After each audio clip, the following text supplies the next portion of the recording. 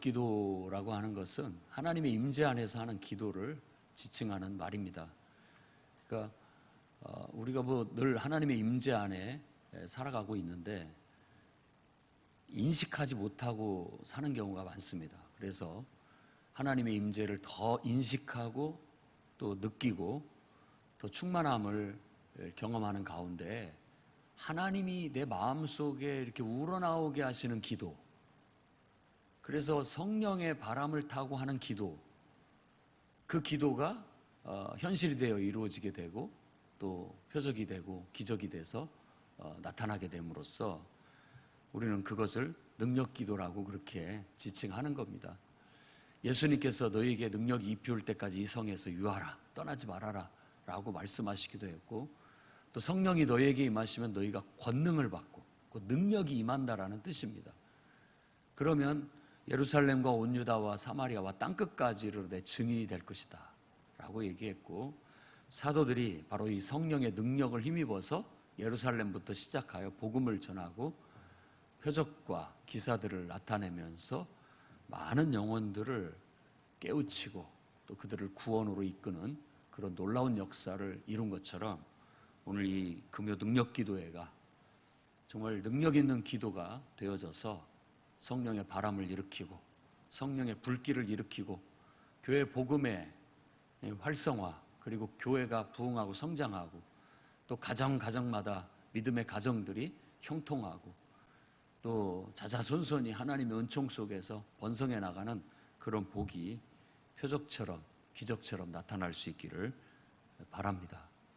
정말 이 시간이 능력 있는 시간이 되기를 바랍니다. 여러분들의 잠자고 있는 은사들을 깨워내시기를 바랍니다.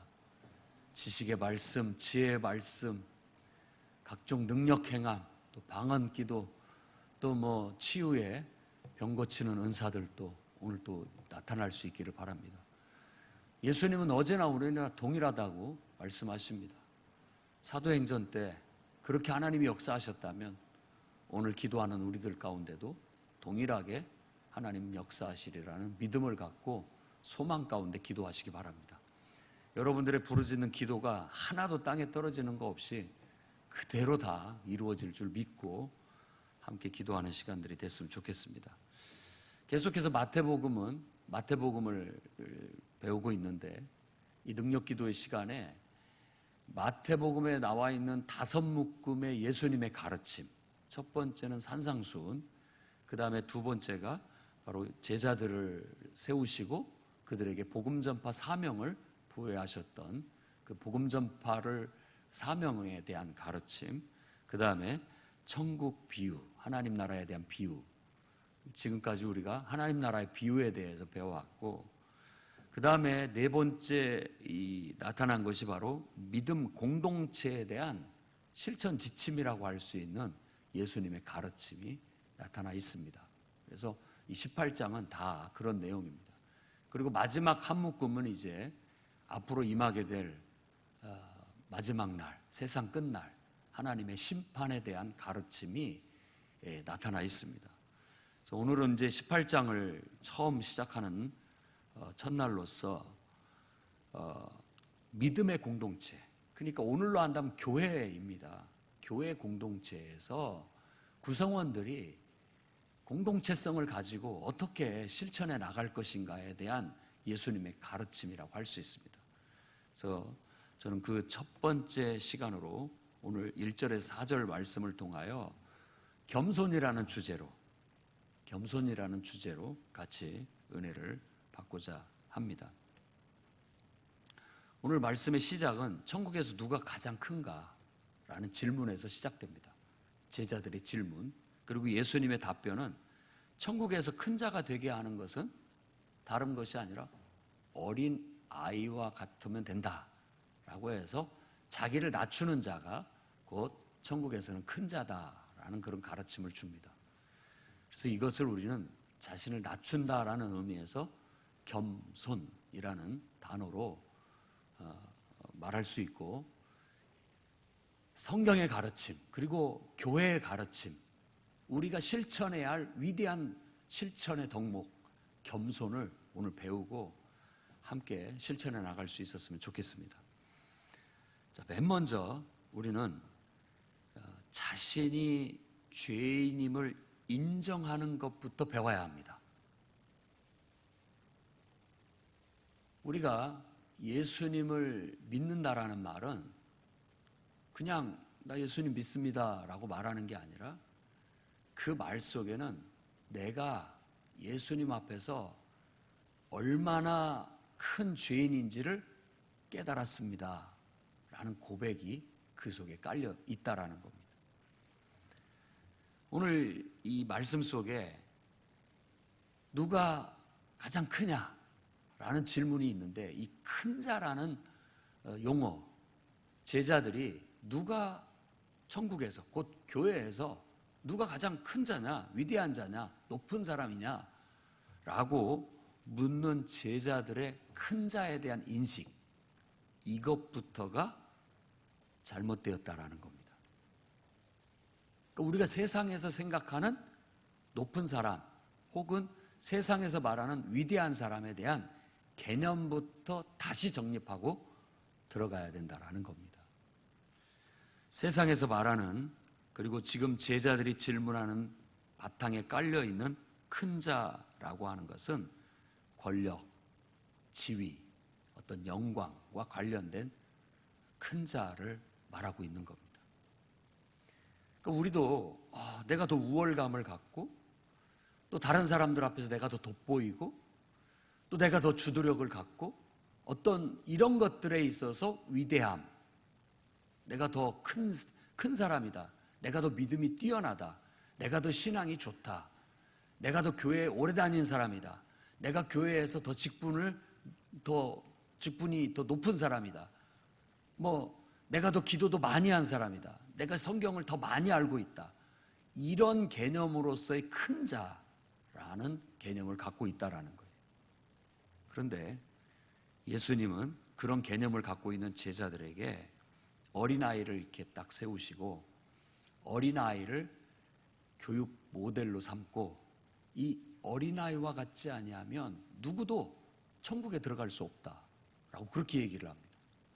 아니 이게 무슨 말입니까? 어린아이라는 그 말 자체가 긍정적인 이미지로 비유로 쓰일 때도 있고 부정적인 비유로 쓰일 때도 있습니다. 근데 여기에서 말하는 것은 사실 어린아이에 대해서 이 긍정적인 면과 부정적인 면, 그 두 가지가 다 쓰였다고 볼 수 있어요.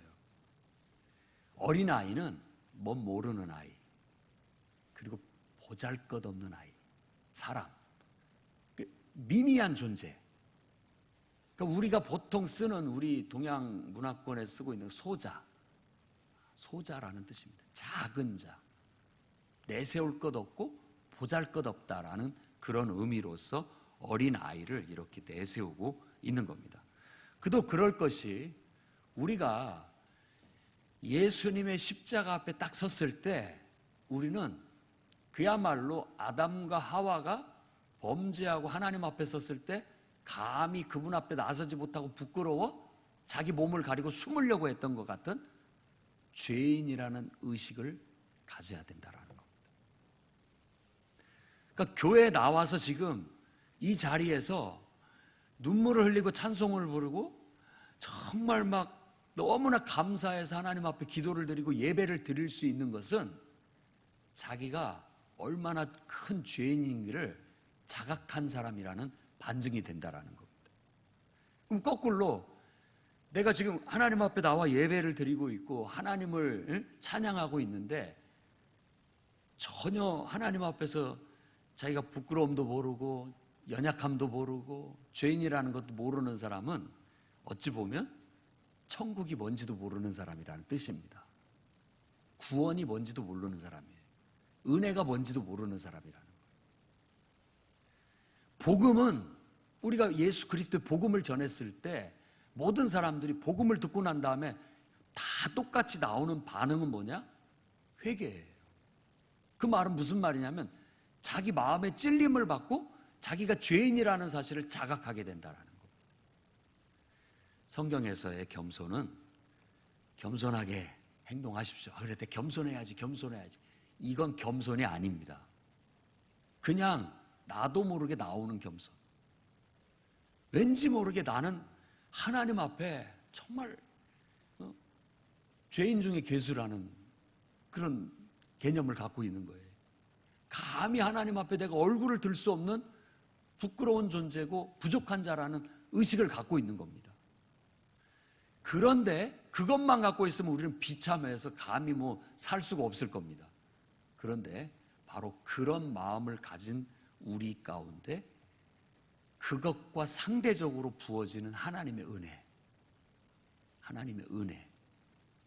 이걸 우리가 기초해서 우리 구원이 세워져 있다라는 것이고, 또 우리의 기쁨이 거기에 기초하고 있고, 우리 신앙이 거기에 기초하고 있고, 우리의 교회 생활이 거기에 기초해 있기 때문에 우리는 그것에 기초되어 있다면 겸손하려고 해서가 아니라 내 스스로가 겸손해야지라고 해서 겸손을 가장하는 것이 아니라 겸손할 수밖에 없는 거예요. 그냥 그럴 수밖에 없는 거예요. 그냥 내가 사도 바울이 얘기한 거, 나는 죄인 중에 괴수다, 나보다도 더 큰 죄인은 없다 라고 할 만큼 스스로를 알아요. 자기 자신을 안다는 뜻이죠. 그 말은 곧 겸손하다는 뜻과 같다라는 겁니다.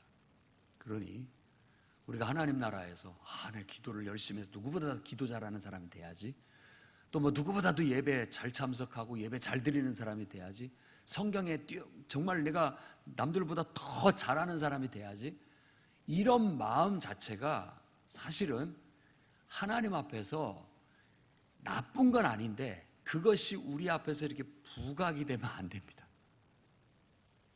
그것 자체도 부각이 돼서는 안 됩니다. 그냥 우리는 늘 내가 나를 압니다, 그런 마음을 가져야 됩니다. 누가 나를 비행기를 태우고 칭찬을 하고 막 훌륭하다고 말을 해도 집사님 몰라서 그래요. 내 속마음은 나는 나를 압니다. 내가 얼마나 죄인이라는 걸 알고 있습니다.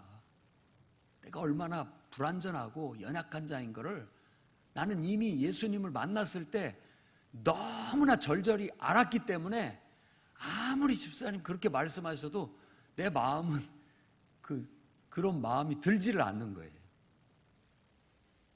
바로 자기 자신이 죄인이라는 것을 자각하는 것, 그것이 겸손의 시작이라고 말할 수 있다라는 겁니다.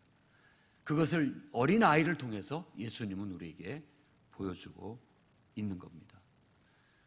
내가 죄인이라는 걸 알기 때문에 찬양이 감동이 되는 거고요, 내 눈에 눈물이 나오는 거고요, 기도가 진실하게 나오는 겁니다. 그리고 은혜가 되는 거예요. 그러니까 은혜가 되는 거예요. 내가 죄인이라는 것을 인정하지 못하고 느끼지 못하면 은혜가 안 되는 거예요. 예배 시간에 와가지고 왜 저런 찬송을 부르는 거야? 왜 사람들이 왜 이렇게 이런 모습인 거야? 예배당은 왜 이렇게 춥고 왜 덥고 이런 데만 신경이 쓰이는 거예요. 그런 게 보이게 되는 거예요.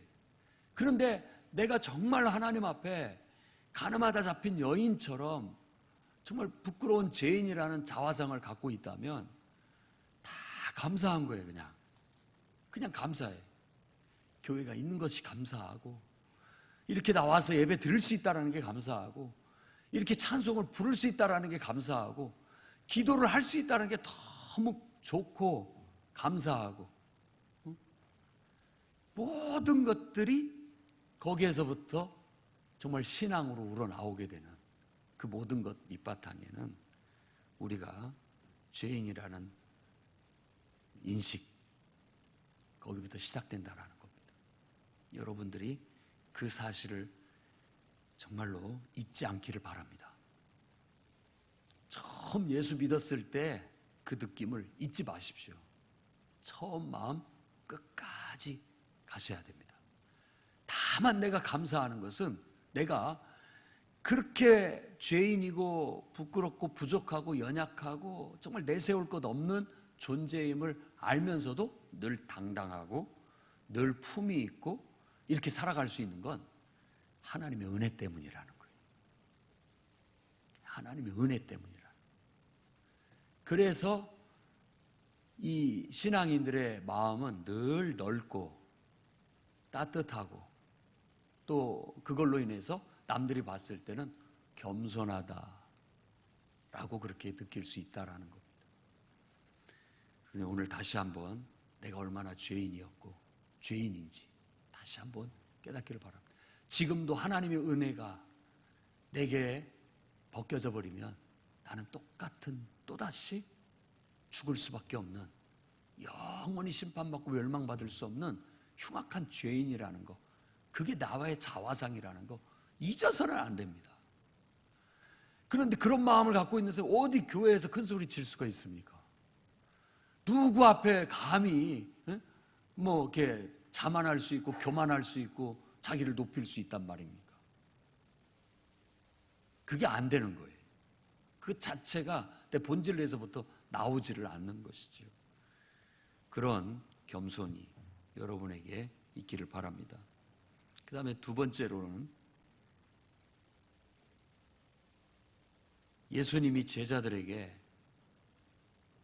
그들의 잘못된 어떤 큰 자에 대한 오만함, 잘못된 생각들을 깨뜨려 주면서 어린아이를 들먹이고 말씀하시는 게, 또 한 면은 어린아이는 굉장히 의존적이다라는 겁니다. 보잘것없는 존재일 뿐만 아니라 의존하지 않으면 생존할 수 없는 존재, 그런 이미지로 어린아이를 모델로 쓰고 있는 겁니다. 그래서 두 번째로 우리가 생각해야 할 것은, 겸손은 바로 어린아이가 하나님을 의존하듯이 우리가 하나님을 인정하고 의존하는 것에서 나온다는 겁니다. 그러니까 어린아이가 엄마 손 놓치면 죽을 것 같이 막 당황하고 울고 막 그러잖아요. 이걸 꽉 잡고 놓치지 않으려고 하는 그런 마음으로 하나님을 인정하고 의지하라는 뜻입니다. 그게 겸손이에요. 내가 가식적으로 사람 앞에 내가 겸손해야지, 내가 머리를 숙여야 돼, 참아야 돼, 뭐 이런 마음을 가지라는 것이 아닙니다. 성경에서 가르치는 겸손해라는 말이 그리스도인들한테 하나님을 인정하고 그분을 붙잡아라, 이런 뜻입니다. 그것에 치중하다 보면 다른 사람들이 봤을 때 저 사람 굉장히 겸손한 사람이다 라고 그렇게 느낀다라는 거예요. 만일 여러분들이 날 봐, 나같이 좀 겸손해봐, 겸손이 아닙니다. 내가 이렇게 높은 사람이면서도 너한테 이렇게 다 해줬잖아, 이미 겸손이 썩어버린 겁니다. 이미 그 전까지는 겸손했는데 그런 내 마음의 인식을 갖자마자 바로 이게 시들어버리는 거예요. 겸손이 썩어버린 거예요. 그냥 의미를 잃어버리게 되는 거예요.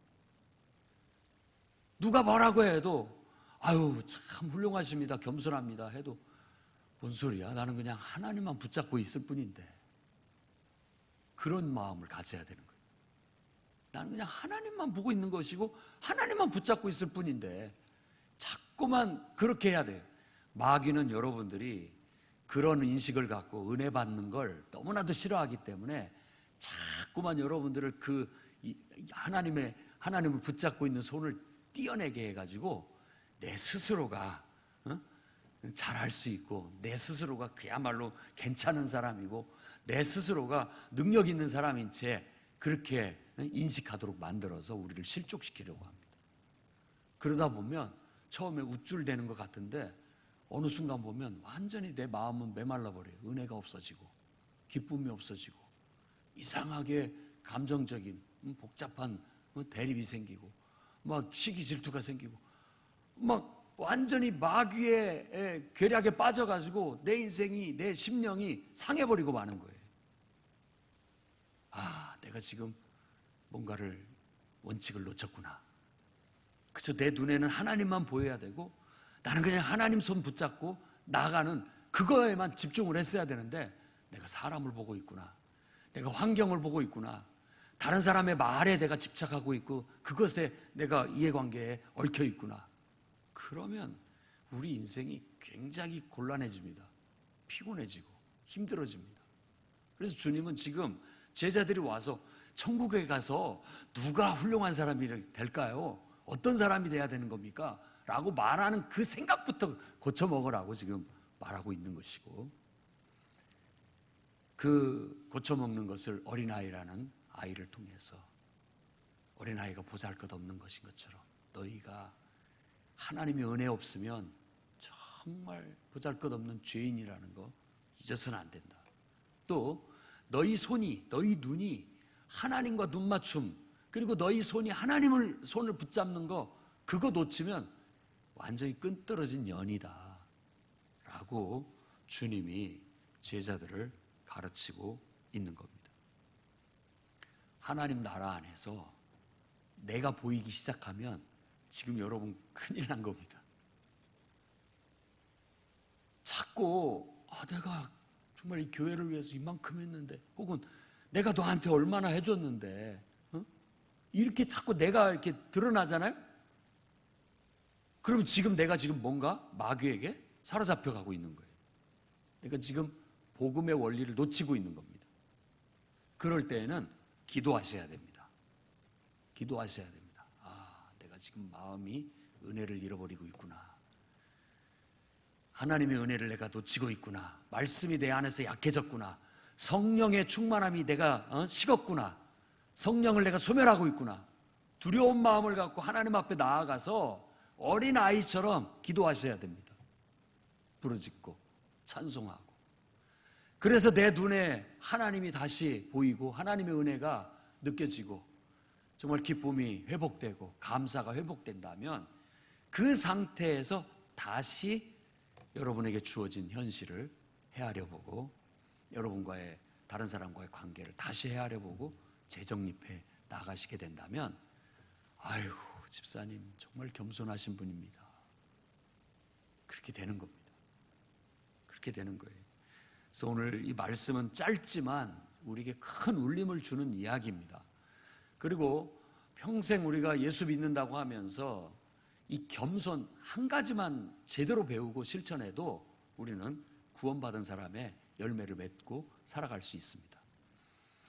제가 우리 세종시 연합회에 가가지고 뭐 전도 강의하시는 분이 와서 전도 강의하는데 와갖고 하는 소리가, 교회에 복음을 제대로 아는 사람이 몇 프로나 될 것 같습니까? 그러더라고요. 뭐 대부분 다 복음을 알고 한 20, 30%는 좀 모르지 않을까요? 정반대입니다. 오히려 한 20, 30%만 복음을 제대로 알고 복음의 원리대로 살고, 나머지는 복음이 뭔지도 모르고 다 자기를 드러내면서 산다는 거예요. 그런 사람이 어떻게 하나님의 사람이라고 할 수 있고 구원받았다고 할 수 있겠습니까? 밖에 나가서 전도하려고 하지 말고 교회당 안에 있는 불신자들부터 회개시키라고 그렇게 막 목사님들을 책망을 하시더라고요. 교회에서 똑바로 가르치라고. 근데 뭐 약간 좀 기분은 살짝 나쁘려다가 그리고 또 그 속에 하나님의 말씀이 들어있는 것 같아요. 정말로 그런 것 같아요. 나부터도 내가 아무리 성도들을 가르치고 하나님 말씀을 들고 섰다고 할지라도 나부터도 내가 죄인이라는 걸 알고, 나부터도 하나님의 은혜의 기초에서 내가 서 있지 않는다면 나도 실족하는 사람이 되는 것이고, 자꾸만 나를 드러내게 되고 결국은 하나님의 나라하고는 상관없는 내 삶을 살아가 버리는 그런 문제에 빠질 수 있다는 것이죠. 근데 목회자도 그럴 위험에 늘 노출되어 있는데 성도들은 오죽하겠습니까? 그래서 성도들에게 기도하라고 하고 하나님 말씀을 가까이 하라고 하고, 할 수만 있으면 예배에 참석하고 새벽에 와서 기도하고 저녁에 와서 또 기도하고 여러분 생활 속에서 또 기도하고 하라고 늘 얘기하는 겁니다. 왜냐하면 그렇게 하지 않으면 마귀는 늘 틈을 노리게 되고, 우리는 복음의 이 원리를 놓쳐버리고 자꾸만 자기를 내세우게 되고 자기를 드러내게 돼서 하나님 손을 놓쳐버리고 하나님 말씀도 잃어버리고 은혜도 잃어버리고, 그냥 처음에는 은혜로 시작을 한 것 같은데 신앙생활을 어느 순간 보면 육체로 망쳐버리고 있는 거예요. 처음 믿는 사람이나 오래 믿는 사람이나 같은 위험에 노출되어져 있습니다. 다 처음에는 순수한 은혜로 시작해요. 어린아이처럼 은혜 받고 너무나 감사해서 감격 가운데 시작을 합니다. 가면서부터 그 은혜를 다 잃어버리고 결국은 자기를 막 드러내고 있는 거예요. 내가 당신보다 교회를 몇 년을 더 다녔는데 감히 나한테 이런 마음이 막 생기는 거예요. 그리고 막 모든 것들이 막 사람이 판단되고 또 어떤 일들이 판단되고 자꾸만 그런 거예요. 그러면서 그런 것들이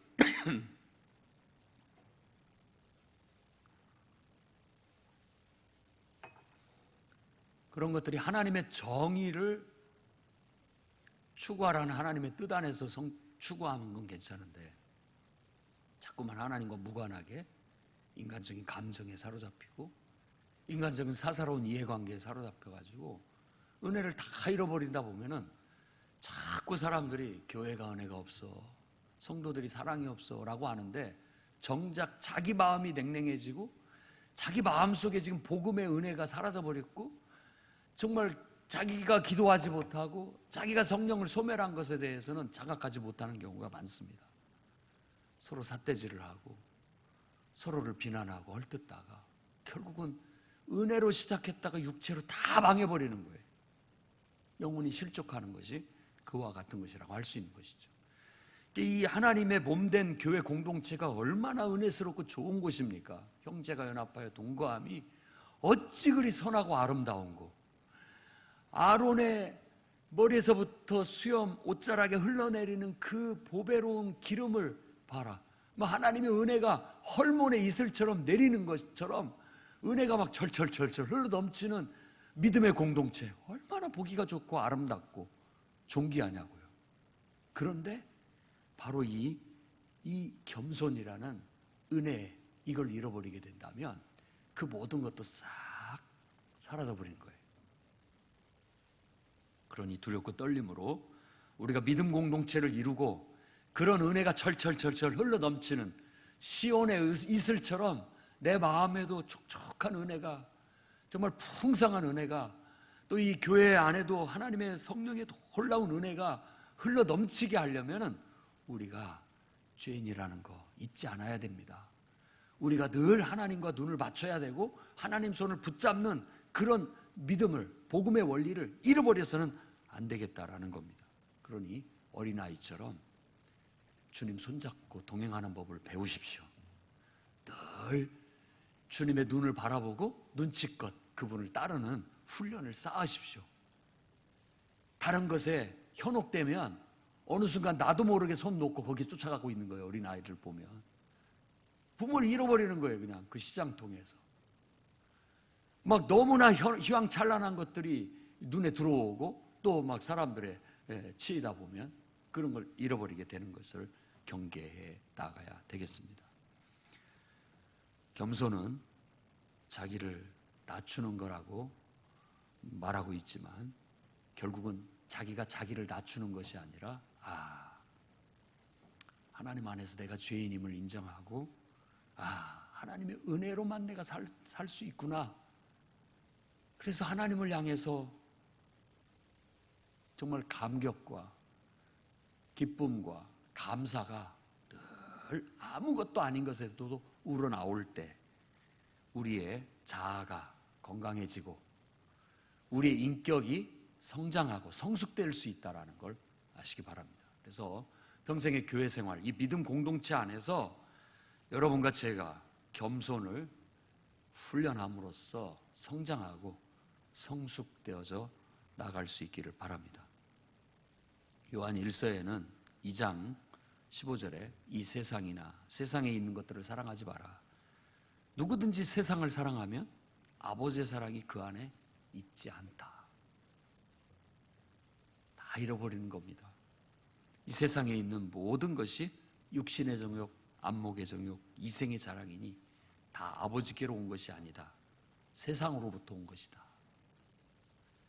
제자들이 세상적인 관점에서 자꾸만 하나님 나라의 은혜를 추구하고 하나님 나라의 삶을 추구하면서도 자꾸만 세상적인 관점으로 하나님 나라를 해석하려고 하고 이해하려고 하고 그 속에서 자기를 드러내려고 하고 높아지려고 했을 때 주님의 깨우침의 말씀이 주어진 것처럼 오늘 우리도 교회에서 뭐 그런 사람은 없겠지만 내가 한 자리 해보겠다든지 내가 다른 사람들을 지도하는 지도자가 돼보겠다든지 자기를 한번 정말 존경받는 사람이 돼보겠다든지 뭐 이런 마음의 동기가 아니라 정말 순수하게 하나님의 은혜로 살아가는 사람처럼 하나님이 주시는 말씀하고 하나님이 주시는 은혜 먹고 하나님의 말씀대로 그저 순종하며 산다라는 그런 겸손의 태도로 나아가게 된다면 누구보다도 더 훌륭한 인격자, 누구보다도 더 겸손한 그런 인격을 갖게 될 줄로 믿습니다.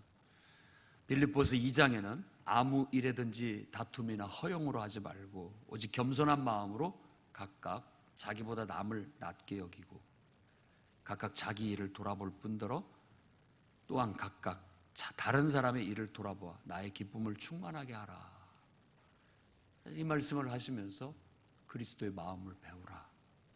그 마음이 바로 겸손이다 라고 그렇게 말해주고 있습니다.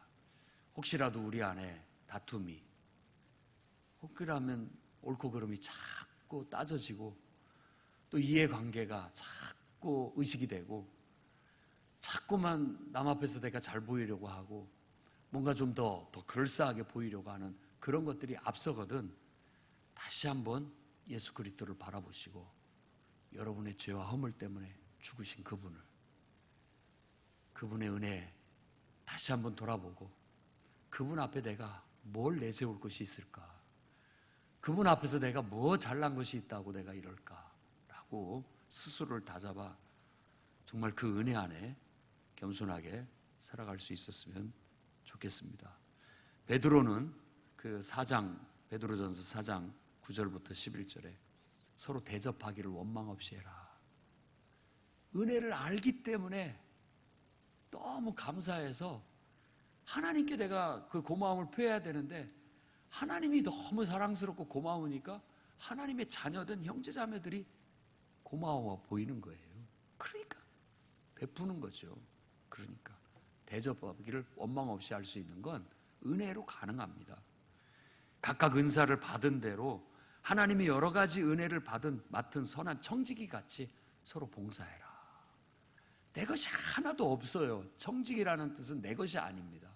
다 하나님이 주신 것으로 또 하나님 앞에 드리는 거예요. 다윗 왕도 말한 것처럼 다 하나님이 주신 거 다시 하나님 앞에 드리는 것일 뿐이지 내 것을 갖고 내가 뭘 했다라는 생각이 전혀 없는 거예요. 전혀 없습니다. 하나님이 주신 거 다시 하나님께 돌려드리는 거예요. 11조 내 걸 막 아까워서 드리는 것이 아니라 하나님이 주신 것인데 다 내가 쓰고 일부만 하나님께 드리는 거예요. 하나님 것 그냥 드리는 것 뿐이죠.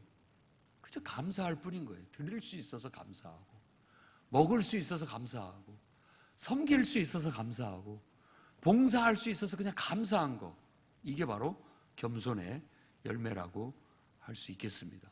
바로 오늘 주님께서 어린아이를 세워 제자들을 깨우치시는 이 겸손의 덕목이 오늘 저와 여러분에게 이렇게 정말 젖어들 수 있기를 바랍니다. 그래서 구체적인 생활 속에 이 믿음의 공동체 안에서 서로 어울리며 교제하며 하나님을 섬길 때 이 겸손이 나도 모르게 묻어날 수 있기를 주의 이름으로 축원합니다. 기도하겠습니다. 거룩하신 주여,